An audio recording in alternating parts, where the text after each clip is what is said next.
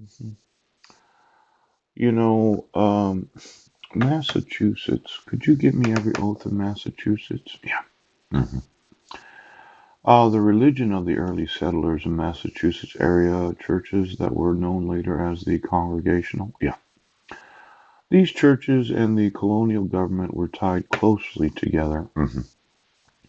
In fact, the government in the period from 1630 to 1691 has been called a theocracy, since church leaders were also the political heads of the government. It was not until 1691 that church membership was dropped as a requirement for voting. Yes. Now, I didn't really realize this. In fact, I had no idea of it. Yes. The theocracy of the United States of America. Mhm. You know, they must have put that religious test in the actual Constitution as a requirement. Well, it looks like Massachusetts, yes. You did have to be a church head, to be a political head of the government at that time. Now, a lot of persons, they thought that their religion was what was going to decide their politics. Yeah.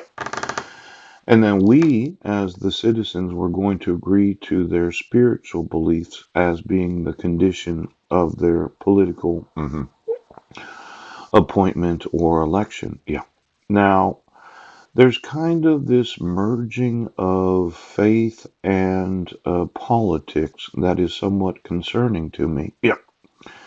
Now, my thought is, well, I am a Christian, yes.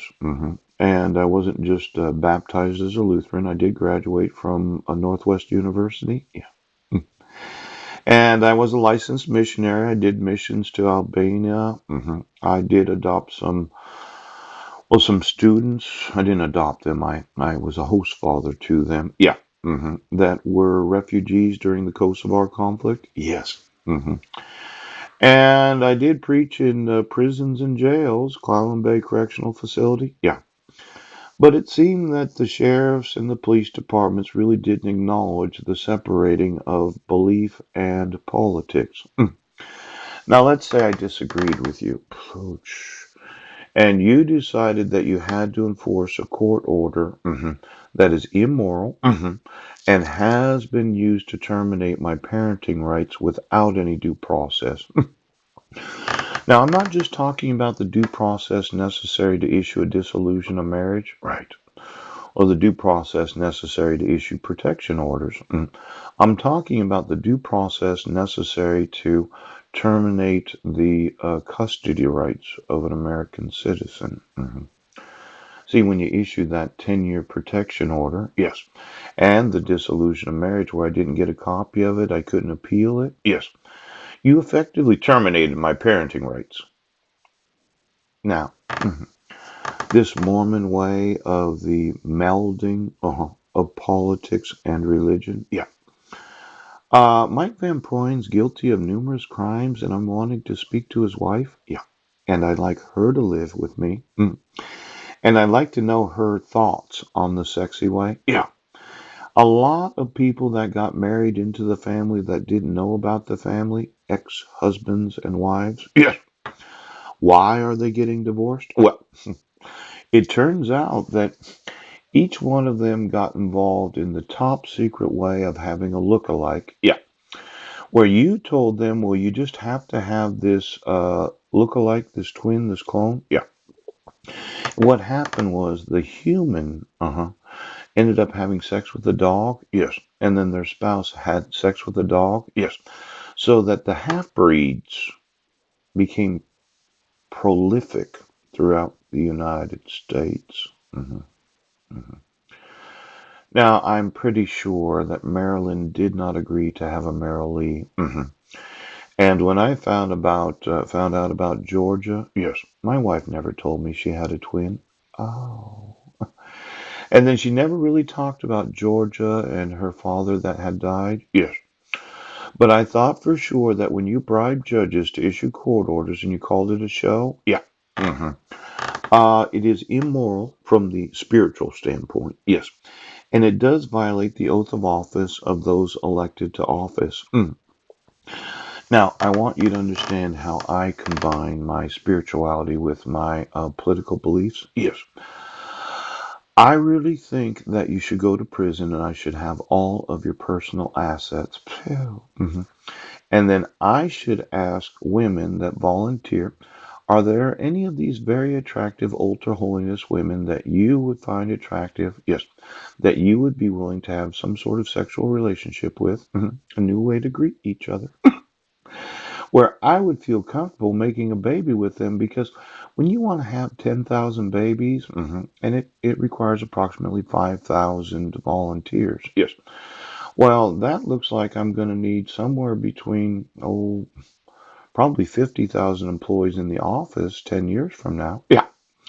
Now, I know, okay, the numbers seem huge. But I did want to have my sexual nerve endings stimulated pretty much the whole day. Yeah. Now I'm one of these that would like to take a shower 4 times a day. Oh, I like to take a shower in the morning. And then I like to take a shower in the afternoon. Oh, and I like to work out before going home. Yeah. Then I like to take a shower after I come the office off of me. Yes. And then I like to take a shower in the evening before I have a little meeting. Poop. Now, there is what's known as, what's somewhat top secret, yes, silent lovers. I ask intelligence to volunteer those that want to volunteer that I don't know the identity of. Yes, because I do try to involve the intelligence community in my baby making.